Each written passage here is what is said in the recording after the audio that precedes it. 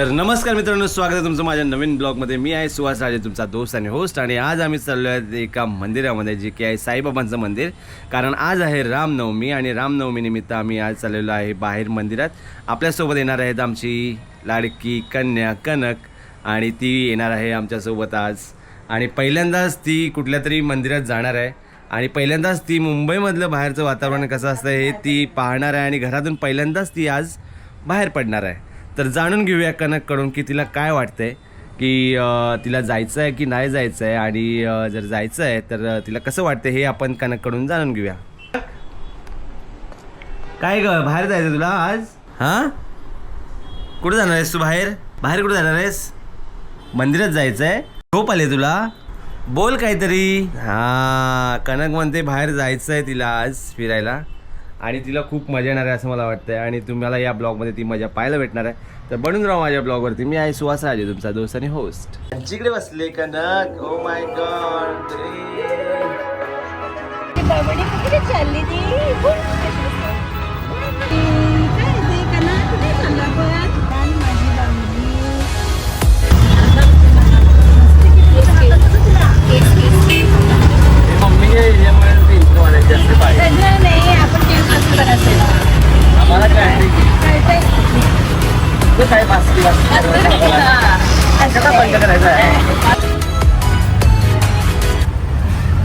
Finally आम्ही मंदिराजवळ पोहोचलो आणि मनात एक वेगळी शांतता आणि आनंद होता. मंदिराच्या बाहेर चप्पल ठेवण्यासाठी लॉकर्स होते, तिथे आम्ही आमच्या चपला ठेवल्या आणि पुढे निघालो. आज रामनवमी असल्यामुळे मंदिर खूप सुंदर सजवलं होतं. प्रवेशद्वारावर काढलेली रांगोळी पाहूनच मन प्रसन्न झालं.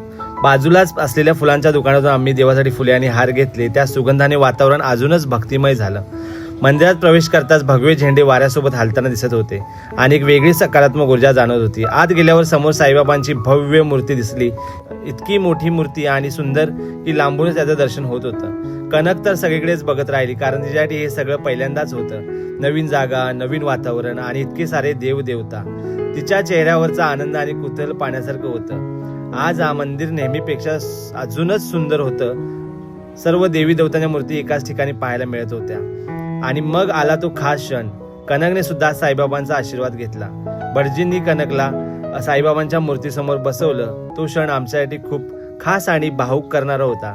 त्यावेळी मनात एकच प्रार्थना होती, देवा, हिला नेहमी आनंदी आणि सुरक्षित ठेव. मंदिरातील ती शांतता आणि सकारात्मक ऊर्जा खरंच मनाला खूप समाधान देऊन गेली.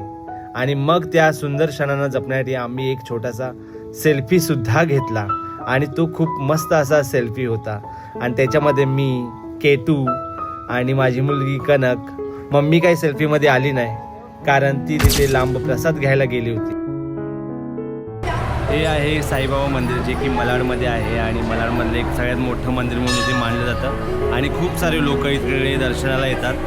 आपल्याला असं वाटतं, जेव्हा आपण या मंदिरामध्ये प्रवेश करतो तेव्हा आपल्याला वाटतं की जसं आपण शिर्डीलाच पोहोचलेलो आहे आणि शिर्डीमध्येच आलेलो आहे, तसं या मंदिराची काही वाईब्स आहेत आणि ते आपल्याला इकडे पाहायला सुद्धा भेटतात. Kanak, hi hi guys, how are you guys? ओम नमः शिवाय, राधे राधे. आणि आज आमच्या बाळाला असं वाटायला लागलं की ती कुठल्या नवीन ठिकाणी आलेले आहे काय. सगळीकडे बघायला लागले, इकडे तिकडे नुसती बघतच राहिले. मला आता वाटायला तिला घरी नाही जायचं आहे असं मला वाटायला लागलेलं आहे. मंदिरातलं मुख्य दर्शन झाल्यावर मग आम्ही म्हटलं चला मागच्या बाजूला जाऊन येऊ. मग मागे गेल्यावर काय एकदम भारी शांत वातावरण होतं. थोडं पुढे गेल्यावर आम्हाला शंकराची पिंडी दिसली. पिंडीवर नाग बसलेला आणि त्यावरून पाणी टपटप खाली पडत होतं. तो सीन बघून एकदम मन शांत झालं. आपोआप हात जोडले गेले. पुढचं होतं शनिदेव यांची मूर्ती पण होती. तिकडे जाऊन छान दर्शन घेतलं. मंदिराच्या या साईडला एकदम वेगळीच वाईब होती. गर्दी कमी होती आणि शांतता जास्त. आज रामनवमी असल्यामुळे सगळीकडे उत्साहाचं वातावरण होतं. खरं सांगायचं तर आजचा दिवस एकदम मस्त गेला.